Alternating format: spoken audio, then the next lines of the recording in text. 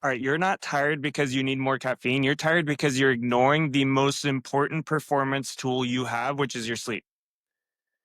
If you are taking pre workout at 4 or 5 p.m., like I see a lot of athletes doing, we have to talk because that caffeine, that 200 milligrams of that Celsius or that pre workout is limiting your potential as an athlete.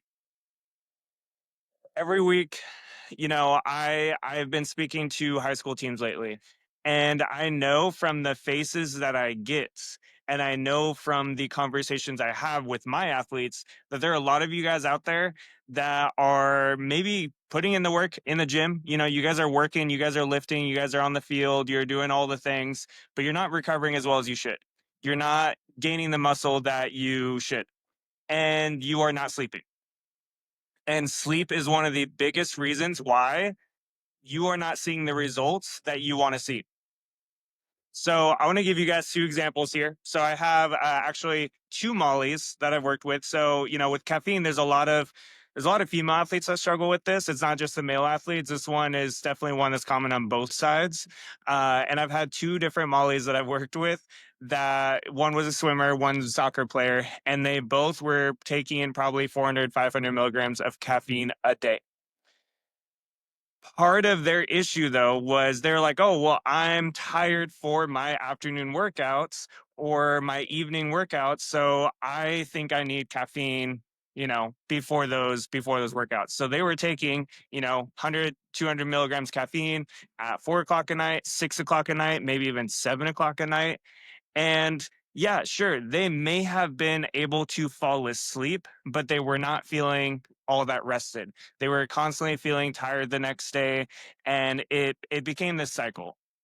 And this is the cycle that a lot of athletes fall into. They fall into this vicious cycle of you're tired, so you drink caffeine. Then you get tired again, say at 4 or 5 o'clock, so you drink some more caffeine. Then you train, and then you struggle with sleep. Either you can't fall asleep, or you can't stay asleep, or you are not getting deep sleep. Because just because you're getting the amount of sleep you need, maybe 8 hours, doesn't mean you're actually getting quality sleep. So then they wake up the next day and they're tired, they're fatigued, they are not feeling the way that they should. And then guess what? They go back to the caffeine again. It becomes this vicious cycle.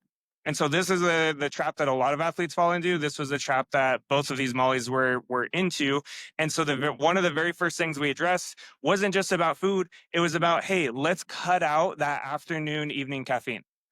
I was even going to address the rest of it. We'll talk about caffeine here in a little bit, but I was like, hey, let's at least fix that because this is really going to limit your recovery and overall your performance. And guess what? We made those adjustments, but we made those adjustments by also adding in other things throughout the day, adding in things that were going to give them that energy. Because a lot of you guys, you struggle with that energy because you're not eating the right stuff.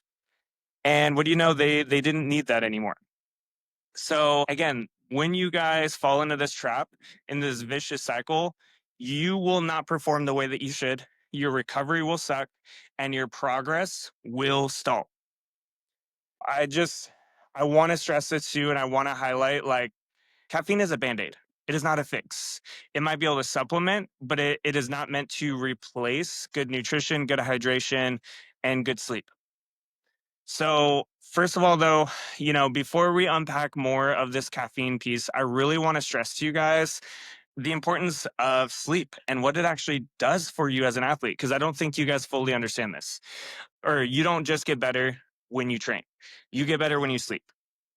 So, when we talk about physical growth, when you talk about building muscle, gaining the speed, doing all the things, the key piece of this is growth hormone. So, growth hormone is a very key hormone in your body that helps you recover and helps you build muscle. So, when you think about building muscle, doing all the training, growth hormone actually helps you build that muscle, helps you repair the tissue, and helps you grow stronger and faster. So, if you are not getting enough of this, then you're not going to build as much muscle. You're not going to build muscle as effectively. And so, if your sleep sucks, your growth hormone, you will not have as much of it. Sleep is very crucial to growth hormone. So make sure that, we this is why we got to get quality sleep if you want to build muscle, is you need that. So one of the reasons why sleep is so huge is because of growth hormone. So a lot of you guys, you want to build muscle, you want to do all these things, but you're not sleeping to actually help support that training.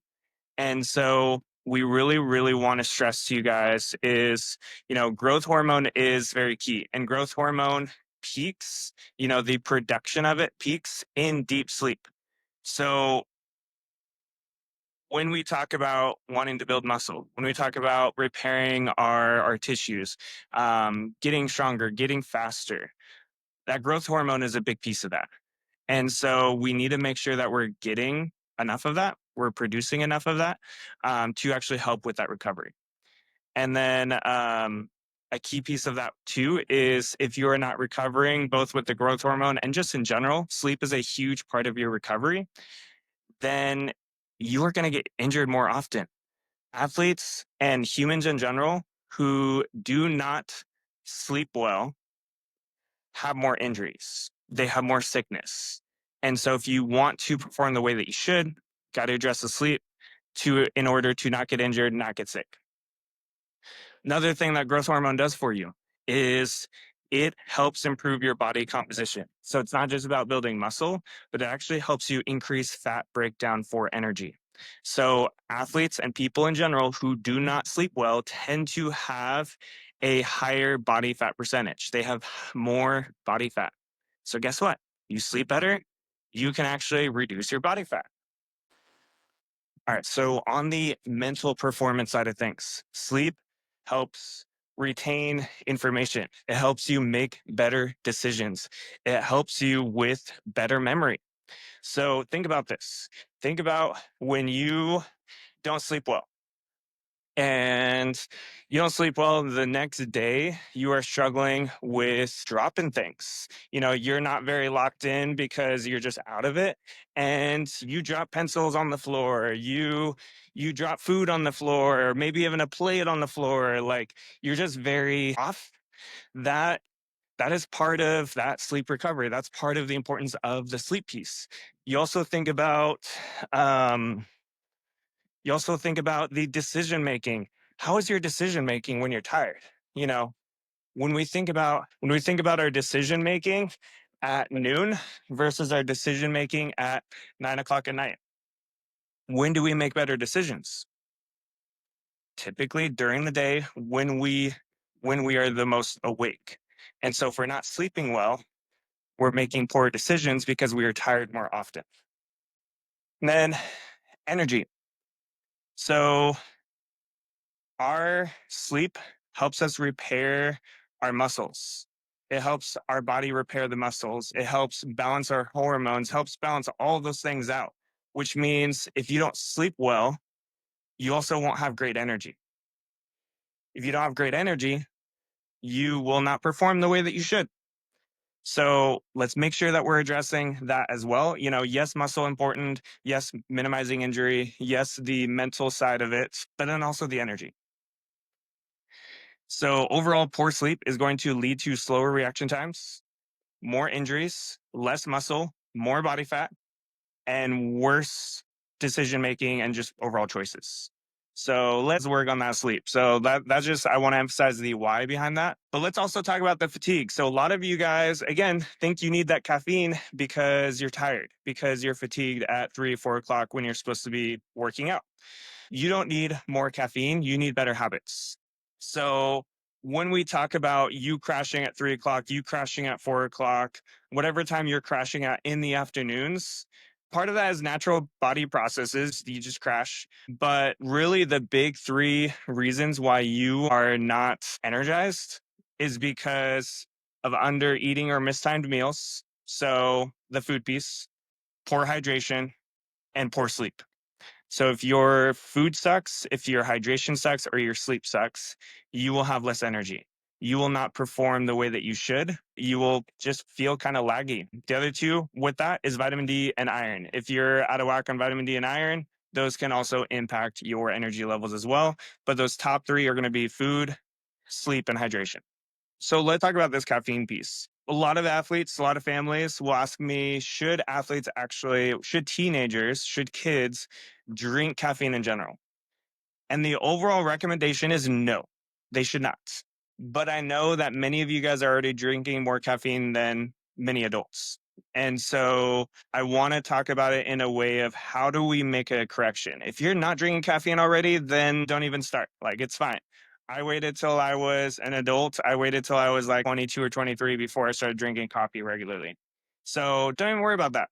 Next piece of that is the types of caffeine. There's caffeine, and there are drinks that have been shown to be beneficial, like coffee and tea, that can actually be good for people in general and help with recovery and have all these other benefits.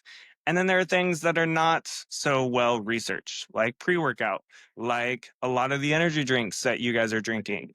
You don't know what are in those things. Even those energy drinks could have NCAA banned substances in them, and they could have other garbage in them as well. So just because it's the new fancy drink like Alani doesn't mean it's actually good for you, doesn't mean it's actually going to help you in the long run. So, number two, let's make sure we have better decisions on what types of caffeine we are getting. But then number three, this is something that I've been exploring more recently because a lot of us, again, we overdo the caffeine. We drink way more than we should. We drink it all times a day. And that leads to us feeling drained, crashing midday, crashing late at night, or having trouble falling asleep at night. And so here's a strategy, a few things that number one, are backed by research, and number two, that I figured out on my own. But one of the things that you might hear from a Huberman, you might hear from somebody else, is delaying your first cup of caffeine. So instead of drinking caffeine first thing in the morning, which is what we naturally want to do, trust me, I was the same way, we delay it. So some of the research, some of the people say delay it for an hour. Because when we talk about cortisol, we want cortisol to come up. We want our hormones to kind of do their thing that first hour. Some of them say up to even 2 hours of delay before you drink that caffeine. And speaking from experience, I'm noticing since I've changed this like a few weeks ago, I was drinking coffee first thing in the morning.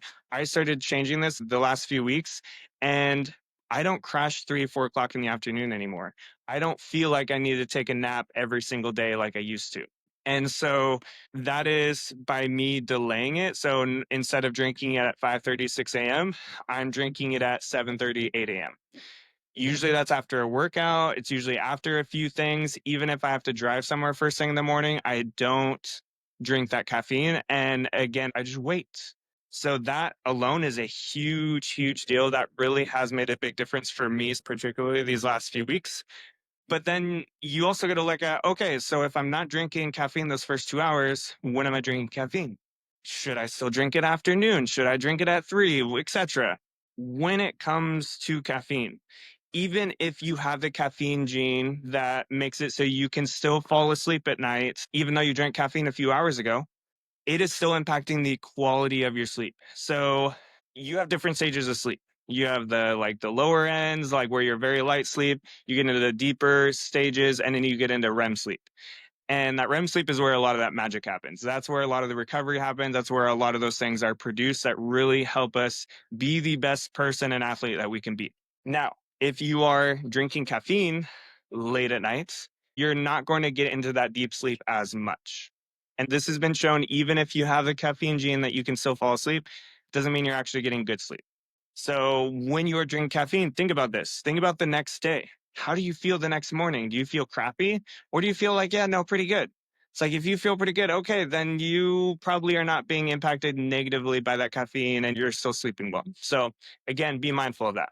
But the research shows that even if you drink caffeine, say at noon, and you go to bed at 8, 10 o'clock, whatever, 8 to 10 hours after you drink the caffeine, you still have about 40% or 50% or somewhere in there of that caffeine still in your system. So if you drink an Alani or a Celsius at 3 o'clock in the afternoon, that 200 milligrams of caffeine, you still have about 100 milligrams of that caffeine in your system around 9, 10 p.m. at night when you are trying to go to bed. That's a problem. You're not getting the quality sleep. You're not maybe falling asleep as quickly. You're maybe waking up in the middle of the night. So again, let's make sure that we are addressing that. Let's make sure that by addressing it, we are stopping caffeine 8 to 10 hours before bed. I do 10 hours. I make sure, actually, probably depends on the day, but 8 to 10 hours. I cut off by noon. That's an easy number to remember. So I'm drinking my caffeine between 7:30 and noon. And I'm not drinking it afterwards. I'm not drinking it before anymore because I notice how much better I feel with that. I know I get better sleep.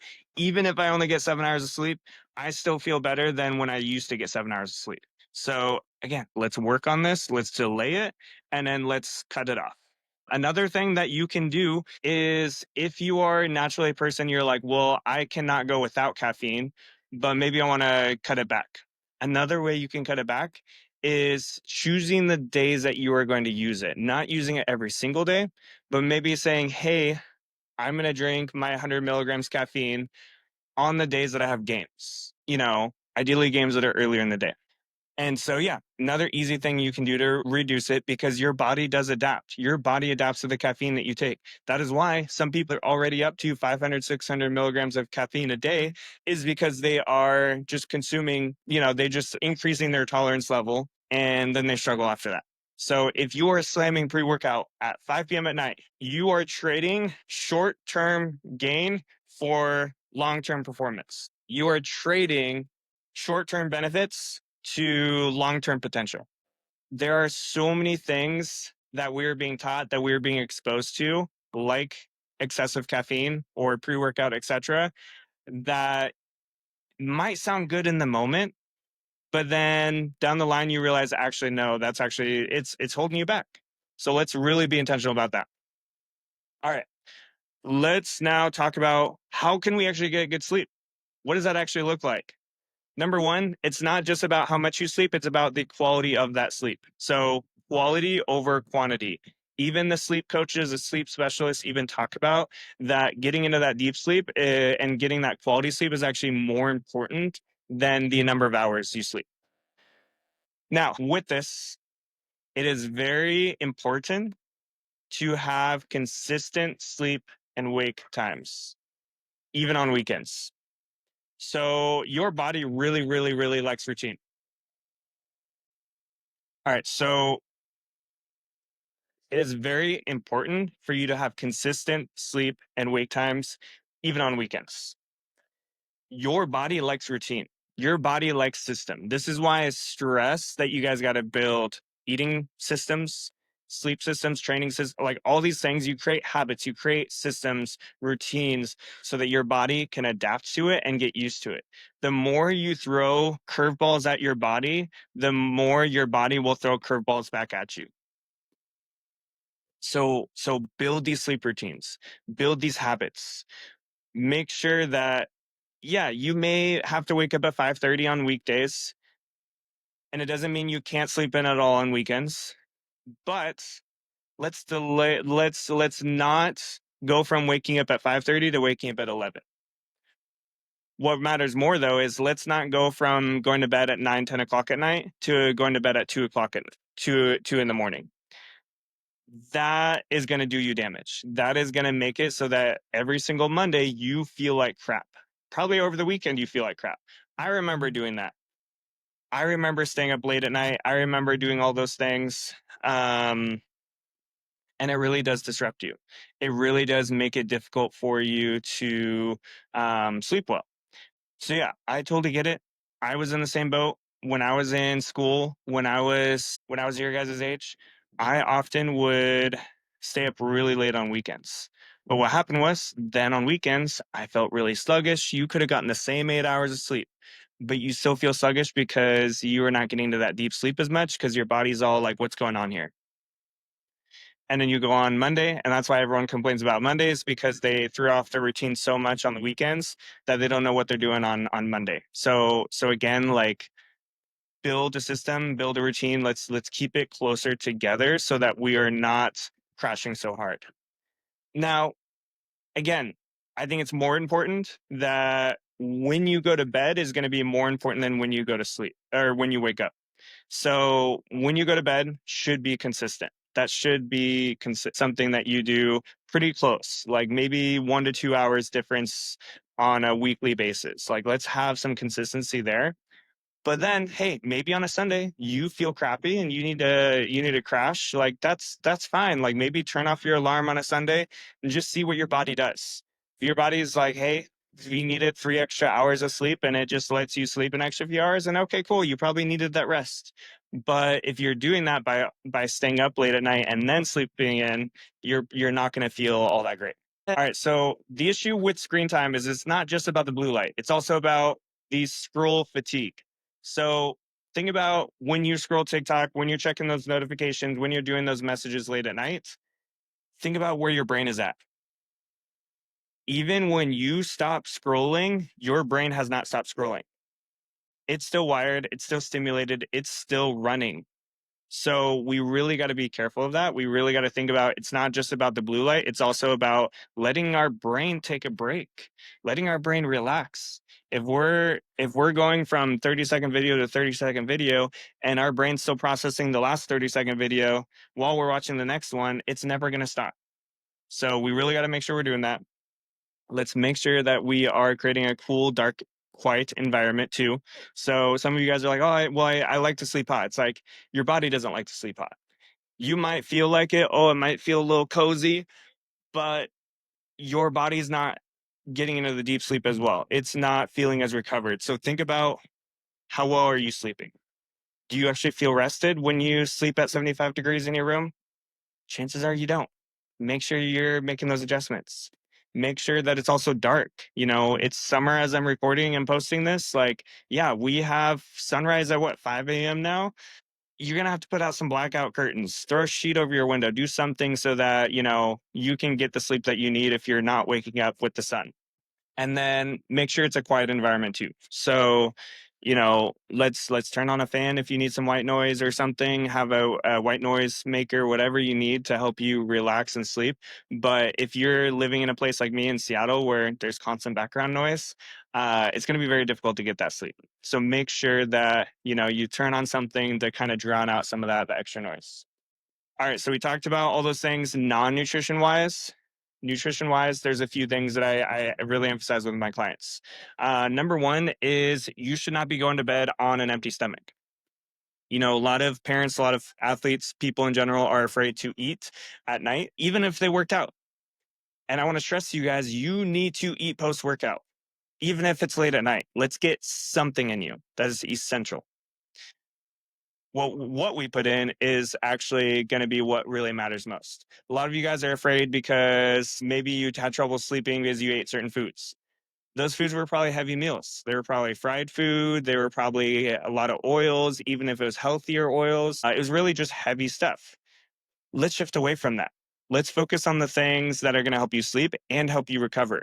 So let's prioritize protein and let's prioritize complex, slow digesting carbs. So whole grains, fruits, it could be whole wheat bread, could be quinoa, could be some of the darker rices, could be oatmeal, like any of those things that can help you more slow digesting, and then combining that with the protein. So you still get the protein for the muscle, you still get the carbs for the gas tank, but you feel a lot better in general, and you're going to sleep better and you're going to recover better with that. Protein's also shown it can help with sleep. And so having that as your dinner or having that maybe as a post or a later night snack can potentially help you sleep as well. But again, let's do protein and carbs. You're going to feel a lot better with that. And with that too, I do want to emphasize if you're going for the sugars, if you're going for even if it is a chocolate milk, even if it's something that's just a lot of like straight sugar, anything that's going to spike your energy levels, that's probably not something you want to have as much of. So let's limit those. Let's focus again more on those slow digesting carbs. Now some bonus ones, magnesium. Magnesium is a really cool one. So, magnesium from foods first. So, that would be spinach, pumpkin seeds, almonds, dark chocolate, things like that. Just in general, having more magnesium does help with a lot of things in our body, including sleep. But you also have to, there might be many of us that are just, no matter what, we're not going to get enough magnesium from food. And so, a supplement can be beneficial. I personally take one. I notice that when I'm taking it at night, I do feel more rested the next day. I do notice I have more dreams, which means I'm getting more into that deeper sleep. And the thing with this though is it's not just any magnesium. There's like 20 different variations of magnesium. The one that I always encourage is magnesium glycinate because it helps with recovery and sleep. And it's not one to known to make you poop. There's some magnesiums that do. And with that, you want to make sure it's NSF certified. So, really the only brands I know that are NSF certified are Clean Athlete with a K or Momentous. And if you want links, I can send you guys the links. But yeah, those are the big two. There might be a third one. Oh, Thorn. I think Thorn has one. But yeah, there's really not a lot to have it, but it can be really beneficial for you. And another easy one you can buy in the store is Tart Cherry Juice Concentrate. So cherries can help with melatonin production. It can help you sleep. But you want to do the concentrate, not the other one. The not from concentrate is going to be higher sugar. That is going to be the one that's not going to really help you sleep as much at night. So let's get the concentrate, which basically just means, hey, there's more cherries in there, there's more fiber, there's more things in there. And then there's even a performance focused one, like an NSF certified one, where it's like a little pouch. It has like probably double or triple the amount of cherries you would get, but it's in a smaller pouch too. So just quick little 1 ounce, get it done and over with. But yeah. And then lastly, another non-nutrition one, if you talk about like, well, what do I do if I'm not scrolling? It's like, okay, maybe we journal. Maybe we do some breath work. I've had some mental performance guys on the podcast and gals, and breath work is one of the biggest ones that they emphasize. Figure out how you can calm your brain at night. And a lot of those things that are away from screens that maybe involve some paper, things like that can really help you sleep better at night. So things I want you to do, things that you guys need to consider. Here's your quick checklist is no caffeine within 10 hours of bedtime, no caffeine the first couple hours of the day, no screens 1 hour before bed, light snack if hungry, or just making sure you're getting a good enough dinner. Oh, and by the way, don't snooze. The more you snooze, the more you lose. And like I didn't just, take that quote, but like it's also when you snooze more and you delay that, you're gonna make yourself actually more tired for the day. So make sure you're addressing that. Aim for 8+ hours, but again, quality over quantity. And then track it. So these are a lot of things. Number one, I challenge you guys, pick one, maybe two things that you're going to implement that you're going to start doing right now and take 3 days and start tracking it and see, hey, how is my energy levels now compared to when I started? I guarantee you that once you get out of that caffeine system, that caffeine dependence, you'll start noticing, oh, hey, yeah, no, I have more energy now and I feel a lot better. So I'm going to continue this. And so again, what is one thing you're willing to change this week to improve your sleep? Is it the phone? Is it the bedtime? Is it the caffeine adjustments? Is it maybe just that consistency? What is it? Comment your answer below. And athletes, remember that your secret weapon isn't your shaker bottle. It's in your pillow. And as always, keep striving for greatness.